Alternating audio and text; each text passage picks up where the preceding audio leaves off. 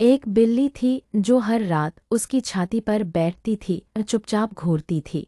और फिर एक दिन वो औरत बिना किसी वजह की मर गई। आंखें खुली थी और चेहरा डर से जम चुका था।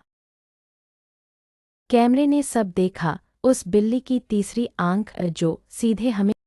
गहरी आवाज में उसने कहा, मैंने सिर्फ उसे मुक्त किया। ऐसी कहानियां हर रोज होती हैं, पर कुछ जहर। सब्सक्राइब करो ज़ेहा।